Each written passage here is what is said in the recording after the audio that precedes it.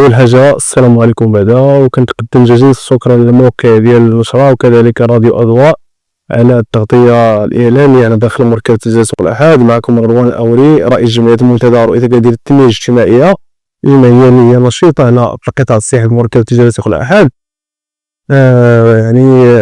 بخصوص إثارة الموضوع الإعلامي على الموقع ديالكم المحترم. وسابقا كنا درنا عدة مراسلات للجلسة الجماعية بمدينة أكادير، وكنطالبوا فيه باش يفيد إفادة واحد اللجنة ميدانية تقوم بواحد التتبع الملف، مجموعة ديال الملفات هنا بمركز تجارة سوق الأحد، وعلى رأسهم السلامة الصحية باز السوق، هذا اللي هي جد منعدمة.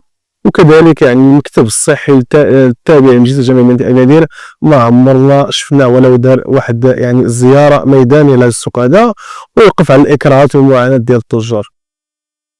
الجناح ديال الخضر والفواكه اللي كيعاني من الأوساخ، وكيعاني من عدة إكراهات كعدم الإنارة، ما كاينش متضحة في واضح النهار. كذلك ايضا كنشوفوا هنا في الاسقف ديال الجناح ديال الخضر والفواكه كنشوفوا اعشاش ديال العنكبوت اللي كتشكل واحد الضرر كبير على التجار هذا السوق ولا الزوار. كيفاش المركز تجاري سوق الأحد تدهورت الاوضاع ديالو. سابقا كان من ابرز الوجهات السياحيه في المدينه ديال أكادير، حاليا كنشوفوا ما بقاش داك الفضاء التجاري والحيوي والسياحي اللي كان كيتعد من اهم المناطق السياحيه. وحنا كنحملوا المسؤوليه المباشره للجهاز الجماعي بمدينه أكادير اللي ما دارش خدمته. كذلك شفنا بعض الجمعويين والمنتخبين لنا في المركز التجاري سوق الأحد اللي ما داروا حتى الفتره الاخيره ديال الانتخابات ماشي يقدموا الملفات والاكراهات على السوق كورقه انتخابيه، ويبانوا بانه كيترافعوا على الاكراهات والمشاكل ديال السوق.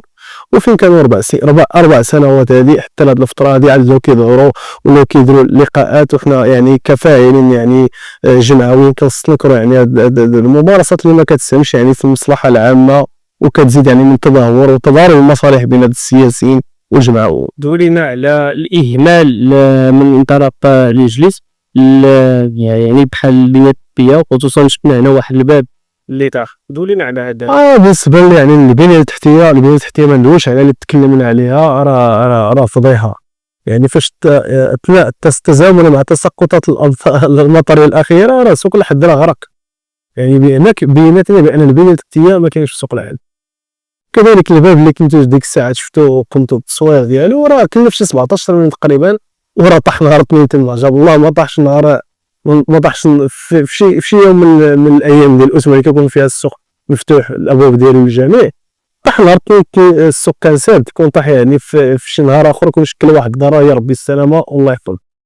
المهم سوق الأحد كاينين عده اكراهات، وكنحملوا المسؤوليه المباشره للمجلس الجماعي بمدينه أكادير اللي ما دارش الخدمه ديالو.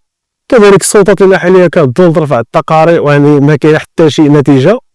هذا الموضوع ديال المرابط هنا، ربما السياح ولا الزوار ديال السوق ما كنبقاوش فين بلاصير.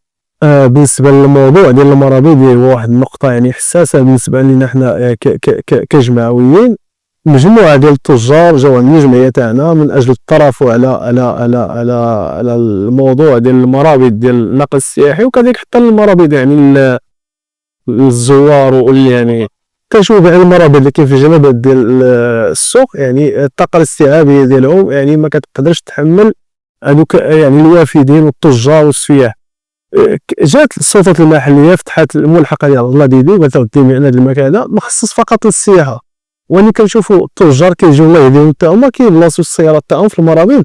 فاش كيجي الزائر مثلا كيبغي يقتني بعض الاشياء من السوق كيقلب فين بلاصه الطوموبيل تاعو ما كنلقاش. ولهذا كنوجه هذه الرساله هذه بشكل مباشر للتجار ديال سوق الأحد باش يتركوا المرابط للناس اللي غيجيو يساهموا في الترويج ديال يساهموا في الترويج الاقتصادي والسياحي وبهذا الفضاء التجاري هذا.